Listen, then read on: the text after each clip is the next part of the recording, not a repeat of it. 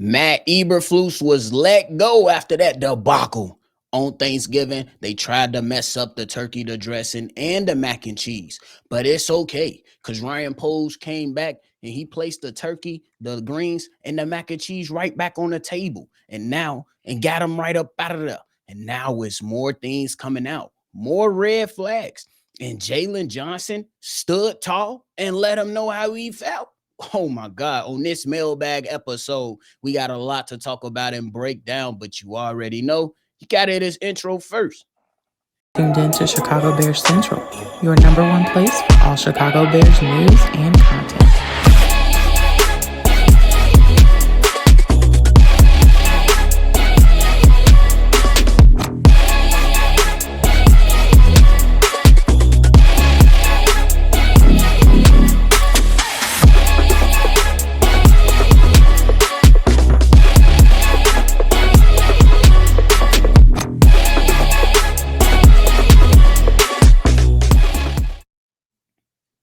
What's going on, ladies and gentlemen? Welcome in to another episode of Chicago Bears Central, your number one spot for everything Chicago Bears. I'm your host here today, Bobby, joined by my co-host, C-Dubb.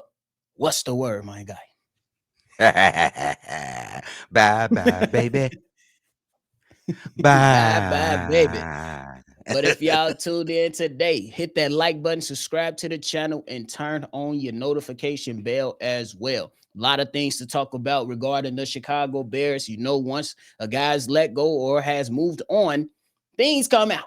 And C-Dubb, according to the Athletics' Adam John, after things, the debacle with 32 seconds left, no timeout, and Caleb over there acting as if he's washing his hair. The Chicago Bears walked into the locker room, and according to Adam Johns, one staff member said the scene inside the locker room after Thursday's loss was ugly. There was a lot of yelling, but there was one specific player who was fed up, Jaylon Johnson, who has never had a winning season since being drafted by Chicago in 2020. They went on to say Jaylon went crazy. One Bears player told Johns he was very emotional and pissed, but rightfully so. He's been here longer than most. C-Dubb. They said he was going off at Matt Eberflus. Let's start there. Let's start there. We got more, but let's just start there. Initial reaction, Brody.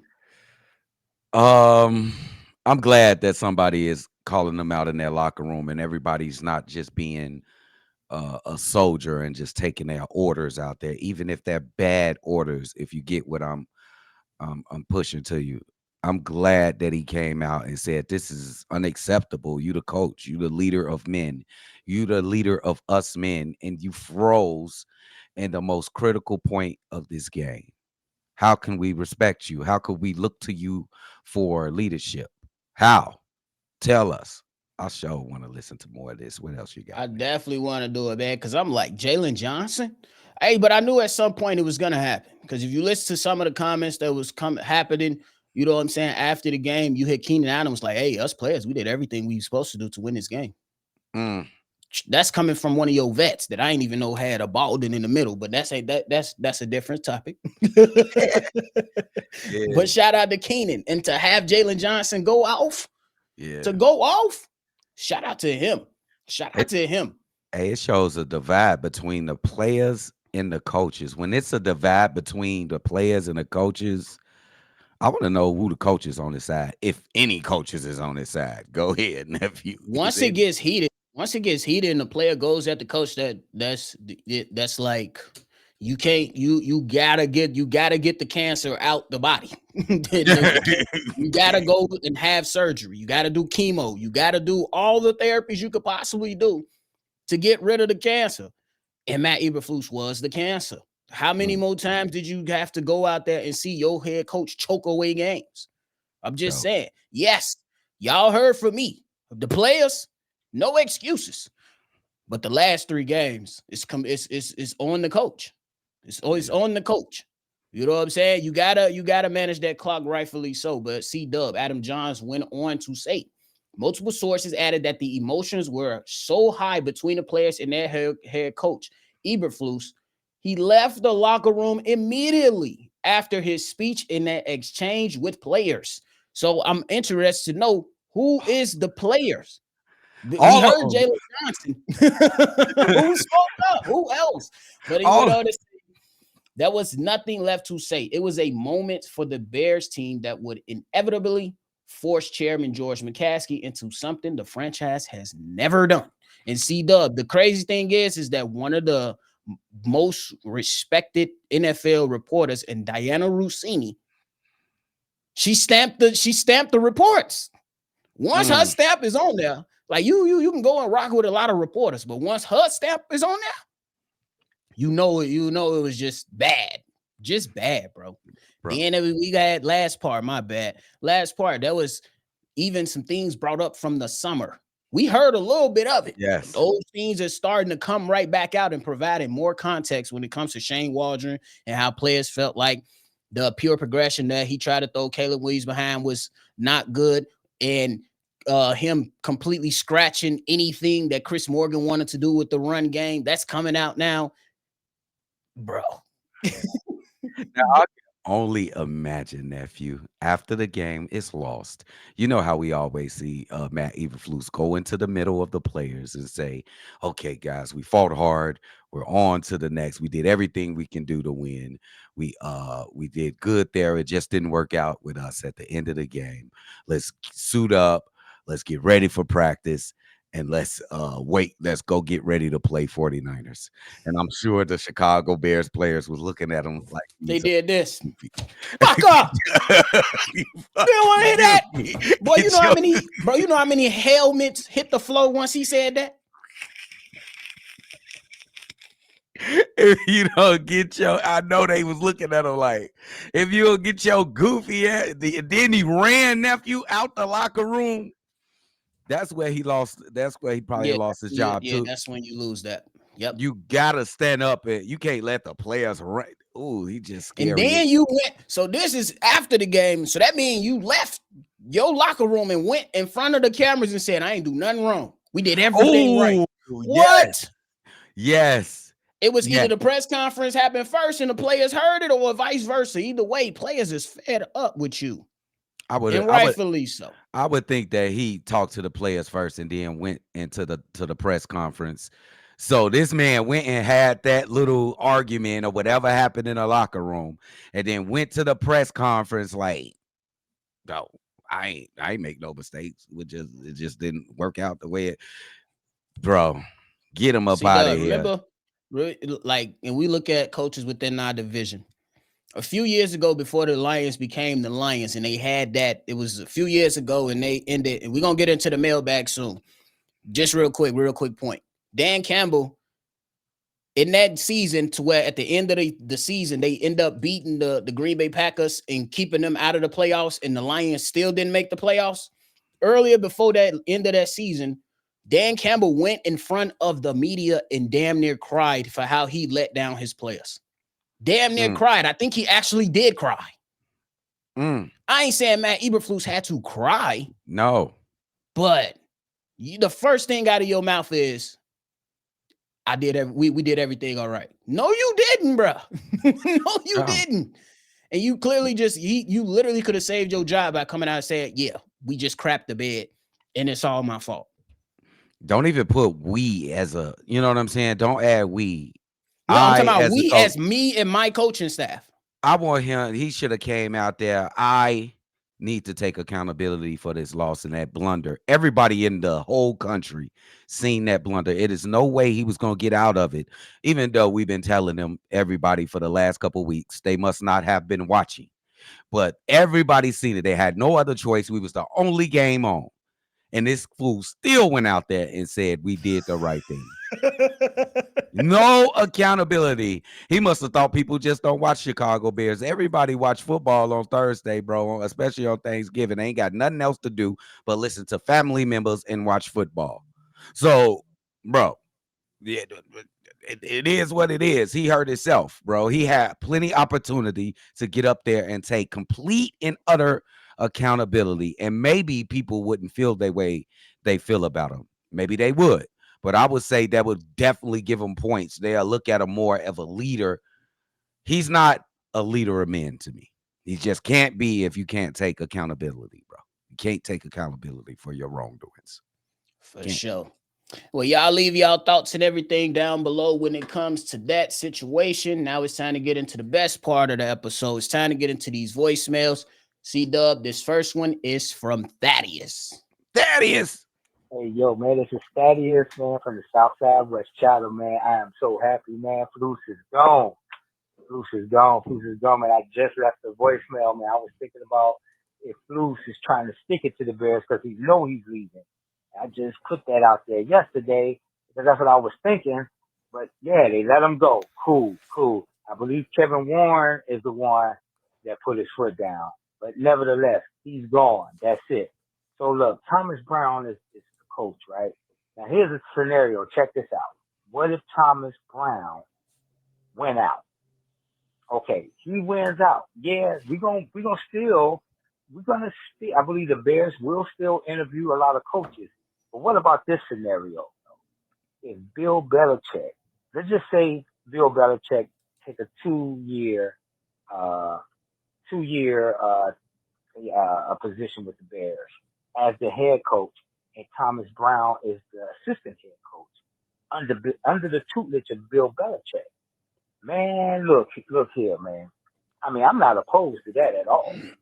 You know what I mean? I'm not opposed to that. I mean, of course, you got to get the other pieces to the puzzle. Coordinator, fire that line coach. I mean, all types of shit needs to happen.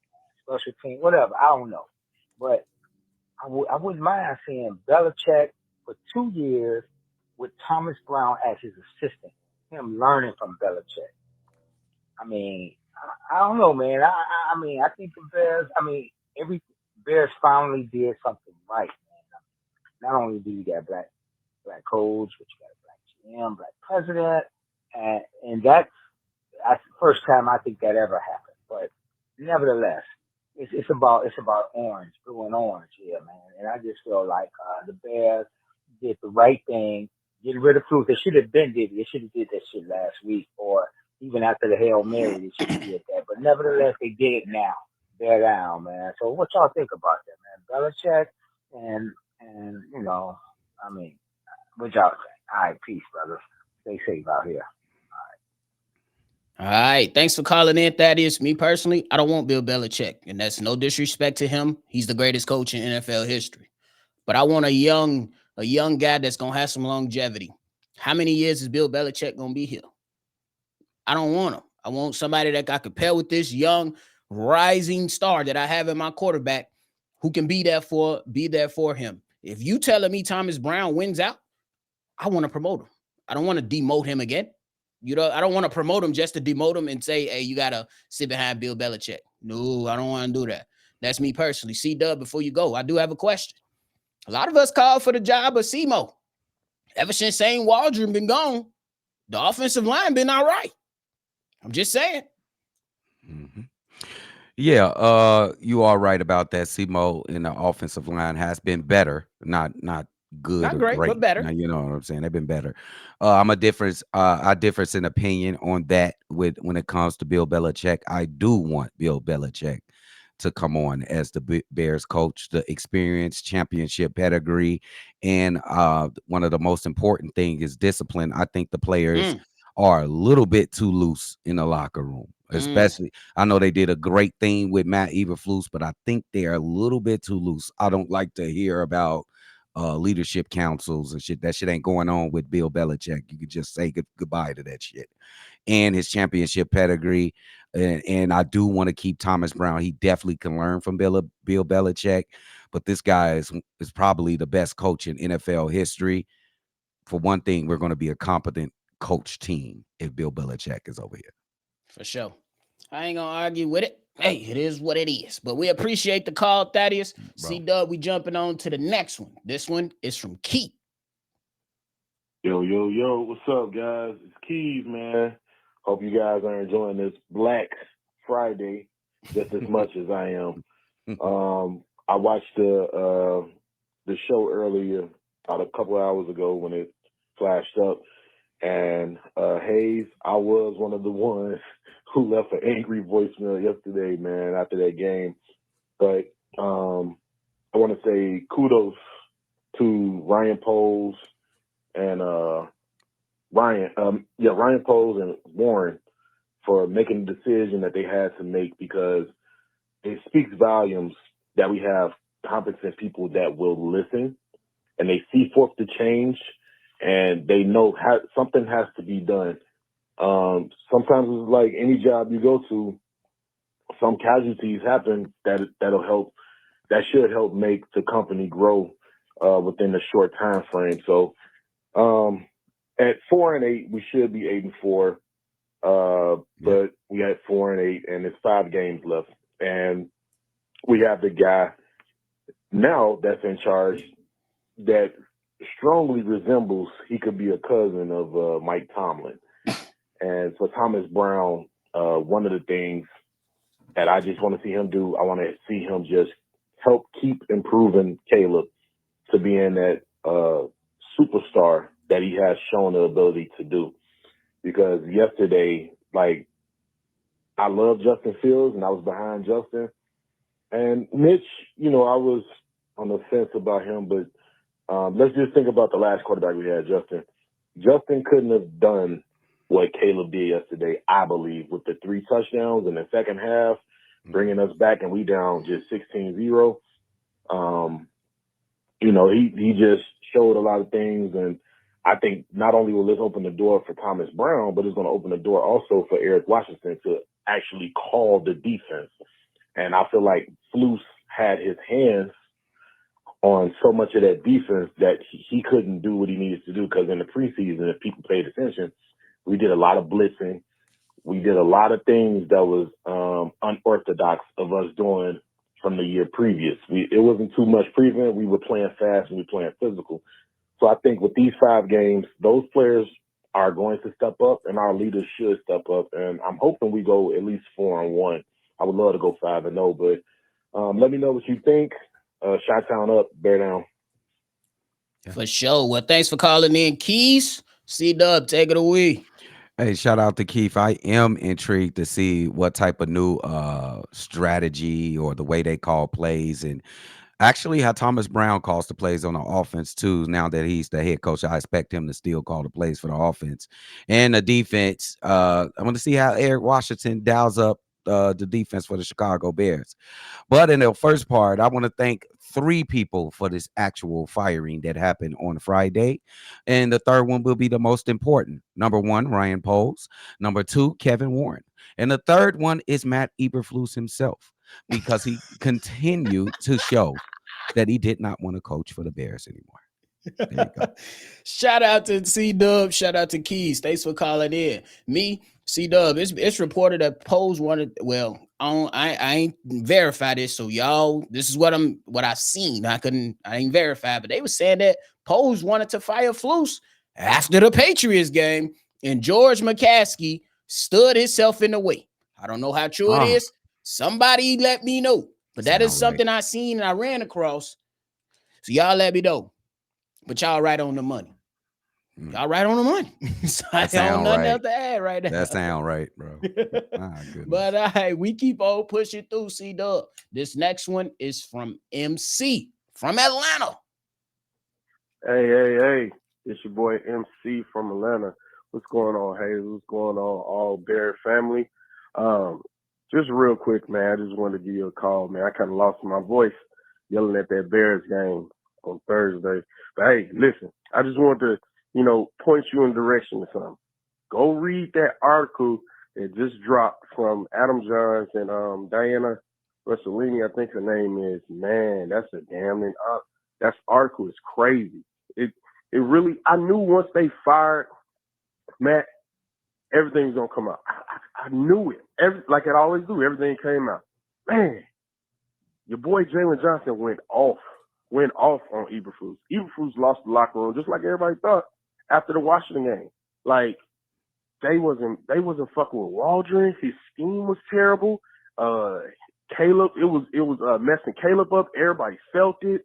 Like that article is crazy. Thomas Brown. First of all, the locker room was in disarray. The team was breaking up. You know what kept the team together from the article? That's what it said. All the coaches and players are saying Thomas Brown coming in. His presence kind of steeled them breaking up and kind of brought them back together as we saw with them these 3 games. You know, the offense been taking off and stuff like that. Thomas Brown held everybody together, man. That article, wow. In the post coming out today talking about some he might get a real look. I don't know, man. I'm really thinking that the article make it make sense. He might get the job because the team was over with. They was done. The defense was like, fuck Eberflus, fuck Waldron, fuck everybody. And then we was going hard on Chris Morgan. Chris Morgan was like, fuck Waldron too. He scrapped his run game plan. That's why was inactive, and he got up out of there and went to the Bengals. Man, that article is crazy. Go check it out. I really think that Thomas Brown finna be the next head coach. From this article, I ain't gonna lie. Look, man, whatever he can do from Waldron's plays and stuff, and that shit was trash, and he turned into something good. What if we interact his shit, and he might? They say him and Caleb relationship is taken all the way off. Man, that article is crazy. Just a big bomb, atomic bomb. Go look at it, man, for real. It's your boy MC. Hey, hopefully we get some good news, man. In the next 5 games, they're down, man. They're all the way the fuck down. Hey. I appreciate you, MC, for definitely going in and doing your due diligence and bringing that over too, as just like we did. C-Dubb, I say the Bears got the best opportunity you can have right now. We seen these situations go bad with interim coaches, but we also seen some of the situations go well to where teams rally around the coach. I think the playoffs is going to be real hard to make the playoffs right now. But I got to say this. We love Ben Johnson as an offensive coordinator. He's not a head coach yet. We don't know if he could be a leader of men. We don't know that. We don't know how Thomas Brown is going to be as a head coach. But guess what? He's in the position now. We're going to see if he's going to be able to clean up some stuff that Matt Eberflus wasn't able to clean up for his tenure with the Chicago Bears. It's a great opportunity for Thomas Brown. I'm rooting for him. And I just hope the Bears make the right decision. To just make the right decision. If this guy comes to the forefront and he shows you that he can manage the clock well, like a head coach supposed to do, manage his guys well, and he's able to rally and galvanize these guys, you have to consider that. And on top of that, if he's doing well and has done well with your rookie quarterback and you can build off of that for years and years to come, you have to consider it. Just get the job done the right way. Yeah, I think this all started. That was perfectly put, nephew. I think him losing a player started when he benched Tyreek Stevenson. I think that's when it all started tumbling down for me. I also think when you put real leaders in a room with people that ain't leaders, it's going to be a divide, and people going to see the difference when you put a guy like Thomas Brown in the same, give him more power and more leeway, and you got a guy that clearly ain't the leader that he is. That was going to be a problem. So it's a good opportunity for Thomas Brown. I'm at the belief that I'm gonna wait and see. Yep. But I do think if the Bears they owe it to themselves, they owe it to the city not to jump the gun and just hire anybody. We need to do the most vetting possible, bro. I'm with you. The most vetting. We just can't jump the gun because even if he wins 5 in a row, I'm sorry. You have to still go and look, bro. And I get you with Ben Johnson, bro. We just did that with Shane Waldron. We just did it. So let's not do the same thing. Did it with Eberflus. We did it with Eberflus. So let's do our due diligence, like nephew say. I'm with you on that. C-Dubb, this next one coming up is coming from my guy, Milton. Here it is. Milton. Hey, Bobby, C-Dubb, Big Kev, Steve-O. What it do? Chicago Bears Central, Cognac Boys. It's Milton, the real Dark Knight, calling from Virginia Beach once again on this beautiful Saturday. Yo, man. The witch is gone. Ding dong, the witch is gone. Wow. Happy days are here again, like they used to say back in the day. Man, I'm out here on my route. I looked at my notifications yesterday. and found out old boy got fired, man, I almost dropped the doggone mail on the ground, man. I couldn't believe it. I thought it was some straight up clickbait or anything. Like all Chicago media and the entire NFL finally confirmed this dude got fired.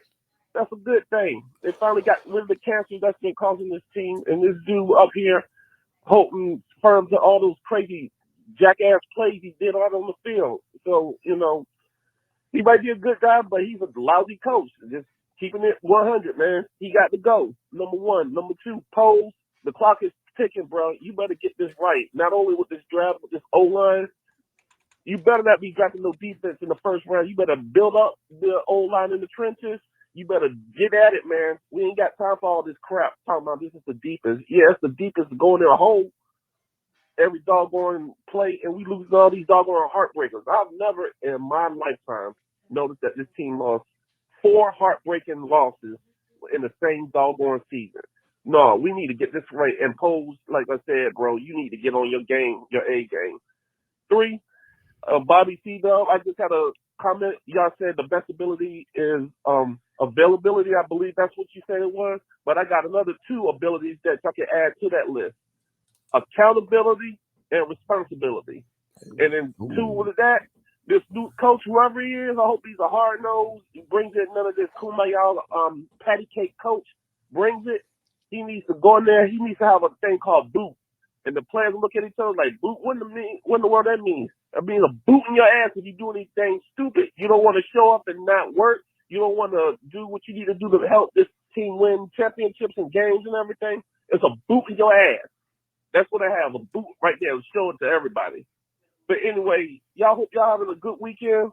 And like the old saying goes, even the sun shines on the dog's ass one day. I'm just glad it happened sooner rather than later. So it is what it is. Take it light. I'll holler at you on the next one. Chicago up and bear down. Shout out to Milton. You out here speaking that gospel on this beautiful Saturday, my boy. Shout out to you. Hey, C-Dubb, I'm going to add one more to it. So, Milton, we came up with a term. It's an acronym, AURA. A-U-R-A. You said accountability. We added in there. Responsibility. We added in there. We talked about availability. So, y'all wondering what's the U? Understandable. Understandability. Is that a word? No, it's not. It's not. But understandability. Can you understand the damn situation? I just created my own word. I know I did. Don't come in here trying to throw the Webster dictionary at me. I know understandability is not a word. I know that. But it sounds so good when you pair it with accountability, responsibility, and availability. Does the coach have understandability? That was cold. Hey, shout out Milton, bro. That was cold. You really cooked, bro. I agree with everything you said there, bro. It's like this. Ryan Poles and Kevin Warren, they looked at this situation like, man, this might affect us, bro. You know what I'm saying? In a minute, if we keep letting this linger on, it's not gonna be just Matt Eberflus' job with pitchforks. They coming for with pitchforks for our job as well. So we need to get on top of this. And for those like me, because I was thinking like when he get fired, I'd never ever. I had positions of where I could fire people too. I had positions like that. I don't like to fire people, but then I thought this man got $4.5 million on his contract for next year. So don't feel bad. He'll be okay about the firing. I just put that in. They had nothing to do with it. That was just something on my mind. He'll be good. He'll be good. He'll be all right. But C-Dubb, we got one more I want to show love to. This last one is coming from Mike from the South Side. Mike, it is. Yo, hey, what it do? Yo, this your boy Mike calling from the South Side again. You know what I'm saying? I know I just made a voicemail yesterday talking about Kevin Warren and whatnot. Probably not gonna get played on this episode, but what I wanted to focus on this voicemail, I wanted to talk about Ryan Poles, because I saw that Matt Eberflus got fired today. That's a good thing, of course. But the thing I'm wondering is, was Kevin Warren the one that fired him, or was Ryan Poles the one that fired him? Because it sounds like to me, it really sounds like to me Ryan Poles wanted to keep him. Honestly, it sounds like Ryan Poles was willing to keep him until the end of the season, but it sounds like to me Kevin Warren stepped in and said, "No, that's not what we're doing," and his ass is fired. So you got to get rid of him. I honestly think this was more of a Kevin Warren decision, more so than Ryan Poles. But I don't know. I don't know. That's just what I think. I just think it's a little bit fishy. You know what I'm saying? Something ain't right there. You know, I definitely think Kevin Warren had a lot more influence over this decision. Because I think Ryan Poles was willing to ride it out to the end of the season. But I don't know. You let me know what you think. Chicago up, bear down. Man, me personally, just real quick, I gotta verify the stuff because it is fishy. But I did see something to where they saying Poles wanted to get rid of this man after the Patriots game. George McCaskey didn't want to get rid of Matt Eberflus. If that's the case, George McCaskey, you just cost yourself a playoff appearance. I agree with that. They right on par. I was just about to say we got conflicting reports. I think we will find that out soon. But I know for one thing for sure, the McCaskies was probably the ones that wanted him to go all the way through the season.